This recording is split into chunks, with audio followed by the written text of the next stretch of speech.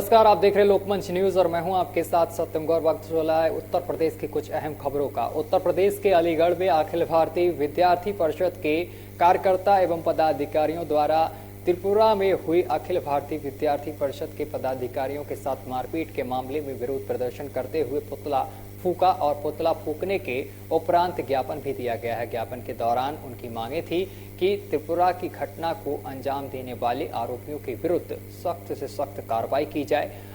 उधर आपको बताते चले कि त्रिपुरा सरकार की तरफ से कार्रवाई नहीं की गई तो मजबूरन आगे आंदोलन करने के लिए बाध्य होना पड़ेगा। और उत्तर प्रदेश के बलिया में पूर्व सीएम अखिलेश यादव पर बीजेपी एमएलए सुरेंद्र सिंह द्वारा टिप्पणी करने के मामले में तूल पकड़ लिया है। वहीं शुरुआती ठंड के चुनावी मौसम में एमएलए सुरेंद्र सिंह के खिलाफ सपाइयों में आक्रोश की गर्मी देखने को मिल रही है। आक्रोशित सपा के पूर्व जिला अध्यक्ष ने प्रेस कॉन्फ्रेंस कर बीजेपी एमएलए की कड़ी निंदा कर नसीहत दे डाली है। कहा है कि विकास पुरुष अखिलेश यादव पर ओछी टिप्पणी करने से पहले अपने गिरबान पर झांक लेना चाहिए। एक बैरिया के विधायक हैं माननीय सुरेंद्र सिंह जी, और लगातार वो जो भी देश स्तर का नेता है, प्रदेश स्तर का नेता है, उन लोगों के खिलाफ अभद्र टिप्पणी और अमर्यादित भाषा का प्रयोग करना उनके उसमें हो गया है। समाजवादी पार्टी के राष्ट्रीय अध्यक्ष पूर्व मुख्यमंत्री माननीय अखिलेश यादव जी के खिलाफ भी उन्होंने टिप्पणी किया है, जो कि उसका मैं कड़े शब्दों में निंदा करता हूं। कभी ममता बनर्जी पर बोलते हैं, कभी राहुल गांधी पर बोलते हैं। आपको नहीं मालूम है कि माननीय अखिलेश यादव जी के पार्टी में राष्ट्रीय अध्यक्ष के नेतृत्व में करोड़ों नौजवानों का साथ और बुजुर्गों का हाथ आशीर्वाद है, और वैसे महान नेता के प्रति टिप्पणी करना सूरज को दीपक दिखाने जैसा है। गाजियाबाद के थाना इंदिरापुरम ग्राम कनावनी के 20 बीघा हनुमान मंदिर गली नंबर 7 में चोरों ने दोपहर करीब 1:30 बजे साइकिल पर हाथ साफ कर फरार हो गए हैं। मामला सीसीटीवी कैमरे में कैद हो गया है। ठंड शुरू होने से पहले ही चोरों का आतंक चोरों पर दिखाई दे रहा है। आपको बताते चले कि ठंड शुरू होते ही चोरों का आतंक बढ़ जाता है। फिलहाल ठंड शुरू होने से पहले ही चोरों ने अपना काम करना शुरू कर दिया है। घटना को अंजाम देकर फरार हो गए हैं। पूरी वारदात सीसीटीवी कैमरे में कैद हो गई है। इस पर विराम लगाने के लिए पुलिस की तरफ से भी अलर्ट रहना पड़ेगा। ऐसे में पुलिस की जिम्मेदारी भी बढ़ जाती है। हालांकि रात्रि के समय पुलिस की जिप्सी पेट्रोलिंग करती है, बावजूद इसके चोरों के हौसले बुलंद हैं।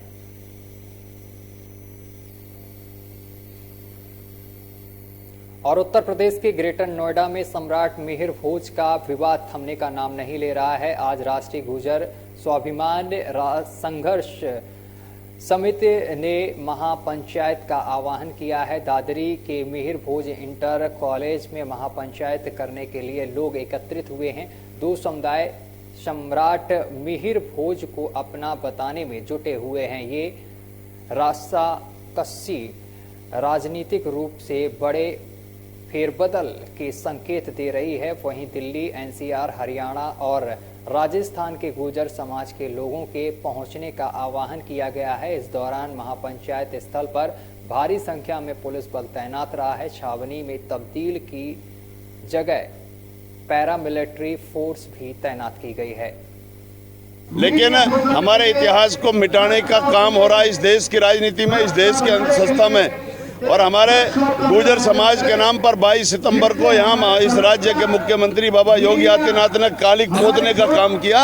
उससे आक्रोशित होकर के ये पंचायत है, आज पंचायत निर्णय करने जा रही है मुख्यमंत्री के खिलाफ भी, और जो लोग दोषी हैं कालिक पोतने वाले उनके खिलाफ ये पंचायत निर्णय करने जा रही है कि हम ये गुर्जर समाज आखिरकार अपने आगे भविष्य में अपनी क्या रणनीति बना के रखेगा।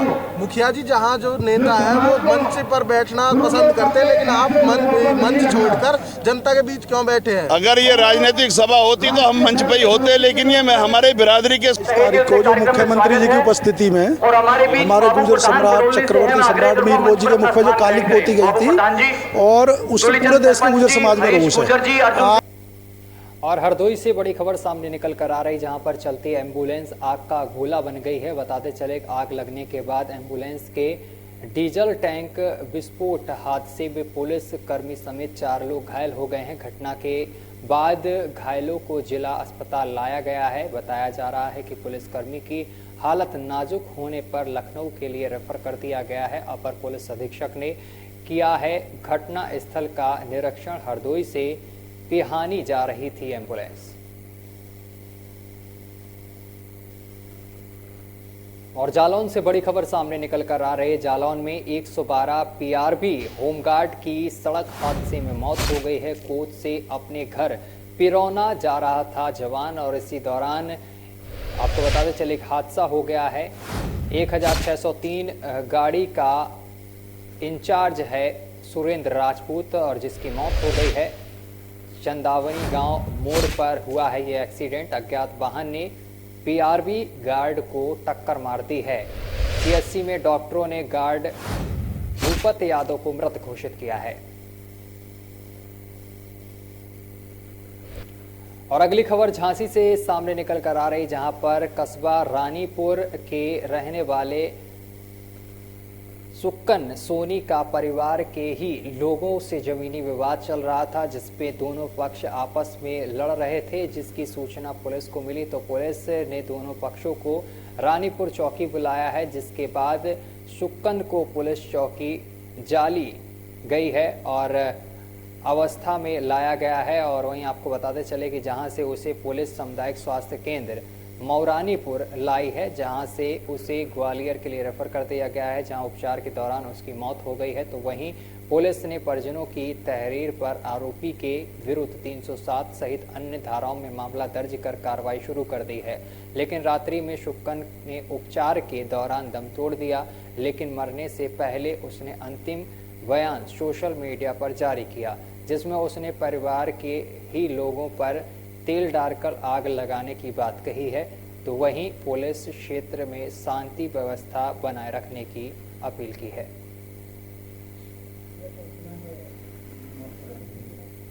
यहाँ से मेडिकल कॉलेज से ग्वालियर गया था। ग्वालियर में उसकी रात में मृत्यु हो गई है। उसका यम आज भरा बिता रहा है वहाँ। कितने लोगों पर मामला दर्ज हुआ है?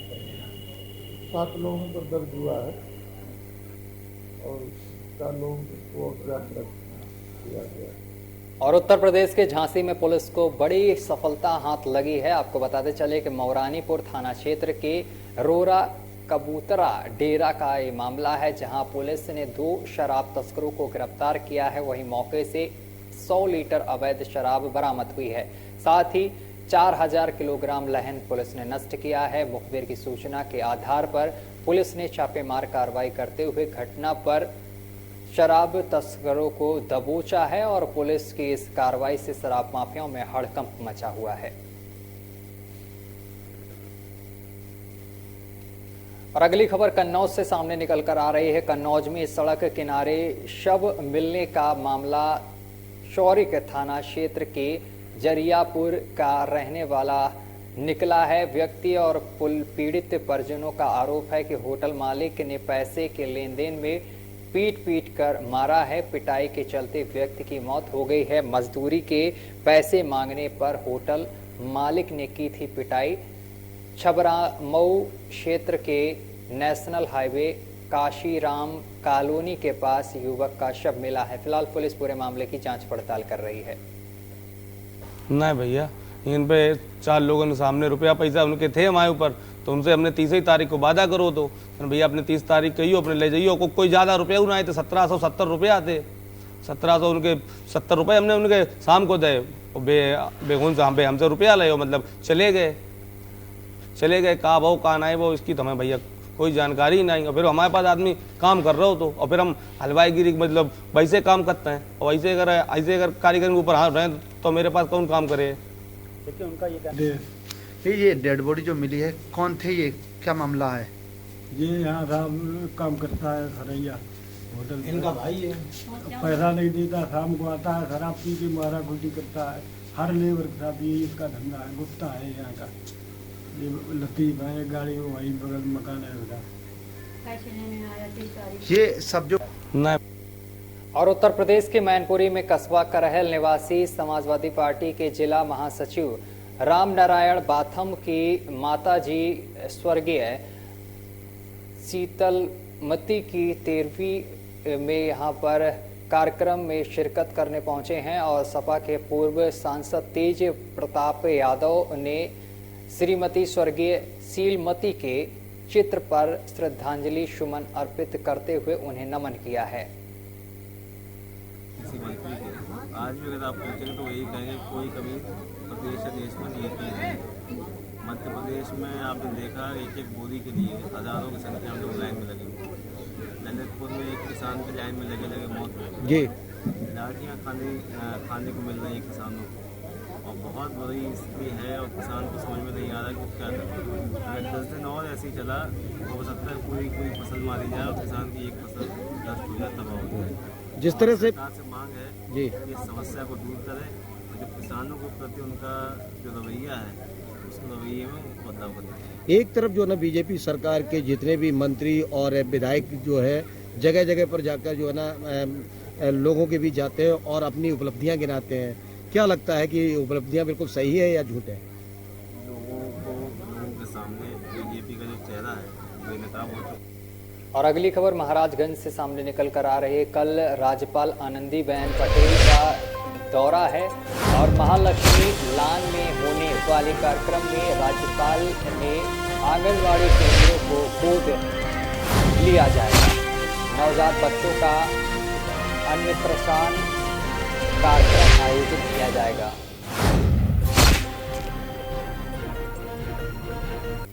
और किसान नौजवान पटेल यात्रा का काफिला वाराणसी के रुदौली, चुनार, जमुई और नारायणपुर बाजार होते हुए अदलहट पहुंचा है, जहां आपको बताते चले कि सभा स्थल पर जनता को संबोधित करते हुए सपा के प्रदेश अध्यक्ष नरेश उत्तम पटेल, इस यात्रा का नेतृत्व सपा के प्रदेश अध्यक्ष नरेश उत्तम पटेल कर रहे हैं।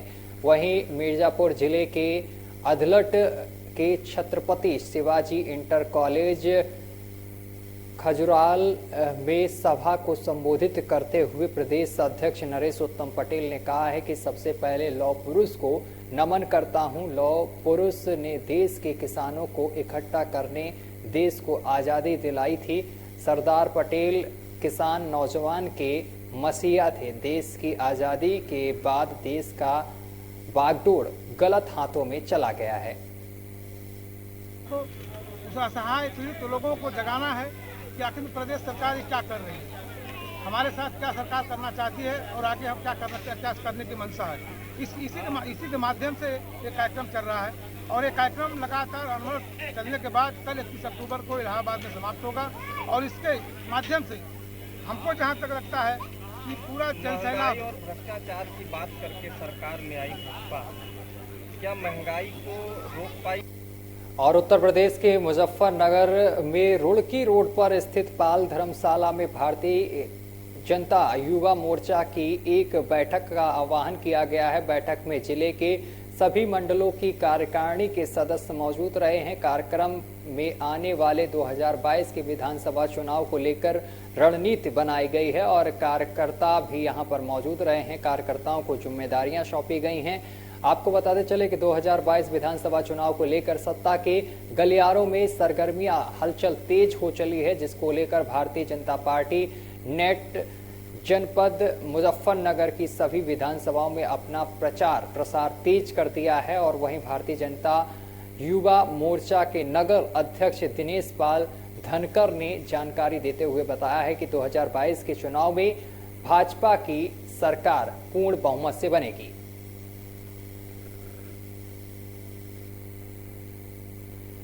और भारतीय किसान यूनियन के राष्ट्रीय प्रवक्ता राकेश टिकैत ने सरकार पर एक बार फिर से तीखा हमला बोला है। राकेश टिकैत ने केंद्र सरकार को सीधे चेतावनी दे दी है। भाक्यू के राष्ट्रीय प्रवक्ता राकेश टिकैत ने रविवार की सुबह ट्वीट किया है और लिखा है, अगर किसानों को बॉर्डरों से जबरन हटाने की कोशिश हुई तो वे देश भर में सरकारी दफ्तरों को गल्ला मंडी बना देंगे।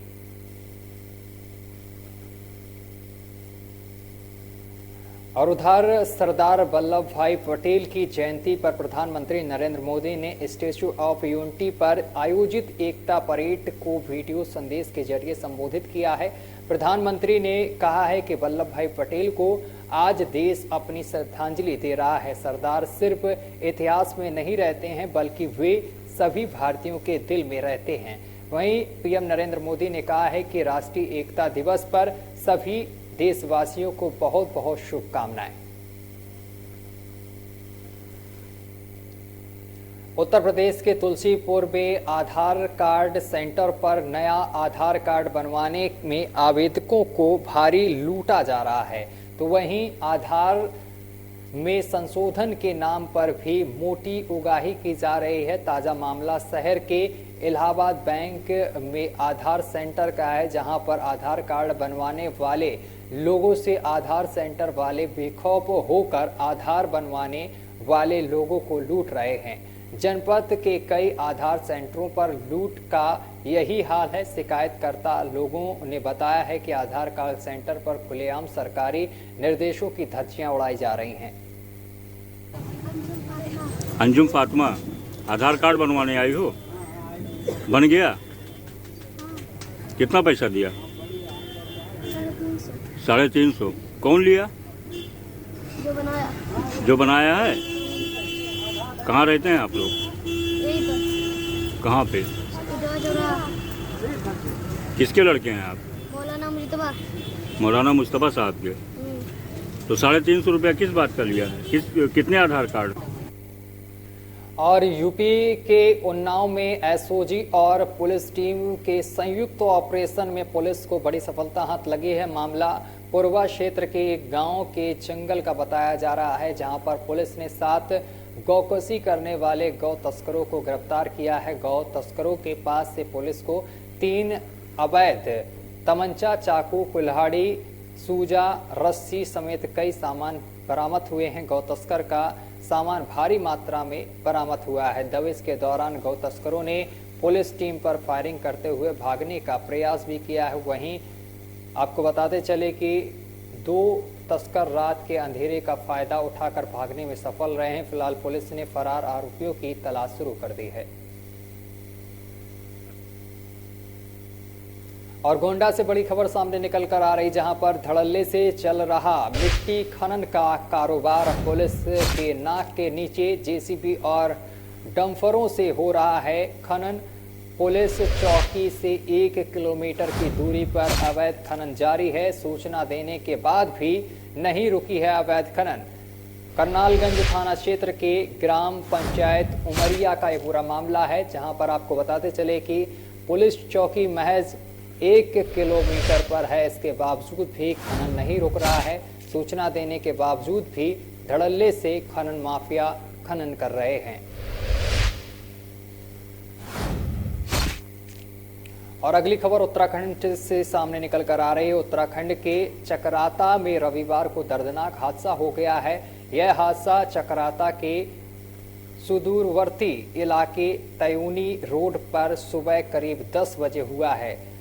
चकराता क्षेत्र देहरादून जिले में पड़ता है। बताया जा रहा है कि चकराता में भरम खत के बैला गांव से विकास नगर जा रही गाड़ी रविवार सुबह बैला पिगुड़वा मार्ग पर गांव से आगे अनियंत्रित होकर गहरी खाई में गिर गई है। जानकारी के मुताबिक इस गाड़ी में 16 लोग सवार थे, जिसमें से 13 लोगों की मौत की खबर सामने निकल कर आई है।